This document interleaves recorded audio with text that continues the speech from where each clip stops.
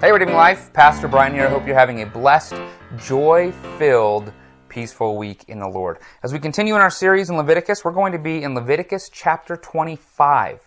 What we're going to find here is that God is concerned about the welfare of the community. He wants to see that we don't have people that are gaining way too much power in their land and their possession grabs, and that we don't have people that are poor and they're never able to get back on their feet. He also is concerned about how the land is managed. It's about stewardship of the community. And so we find at the beginning of the chapter that he says, here's how you're going to grow crops. And every seventh year, you're going to let this piece of the land rest, and you're just going to trust in me. And then we see things in here where there's this redemption of property, where property that is bought and sold eventually will revert back to its original inherited owner, the one who got the land from God. Unless it's in a walled city, he does make some provisions for that. And then he says, look, we're going to be kind to our poorer brothers and our sisters and the sojourners among us, and we're going to make a way for those who are down on their luck and have to sell off their land to get back on their feet and maybe get that land back even, because God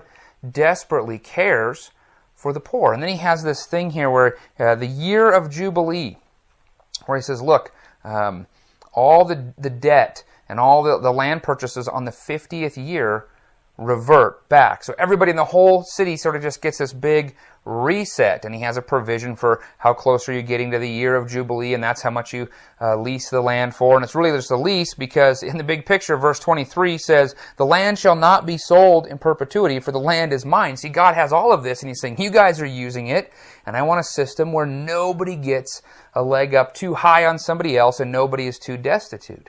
If you're hearing this and you're thinking, man, I wish we still had a year of Jubilee. I wish all my debt could be washed away. And I wish that I could just get from others, and that I could not have to be the poor one. Well, God cares for you if you're in a situation where you don't have much. But at the same time, he also cares for the wealthy, because it's a mark of maturity to be able to say, how can I bless someone? How can I help a poorer brother or sister or someone who is in hardship get a leg up? How can I help them see redemption? Because it is in Christ that we've all seen redemption. If you are in Christ, your debt has been washed away, forgiven, taken care of. You have been restored. You have been redeemed. And as we grow into Christ's likeness, it should be the desire of our heart to help the less fortunate to be redeemed as well, and to seek this good for the community. I want to encourage you to be thinking about somebody that you might be able to bless and that you might be able to pray for.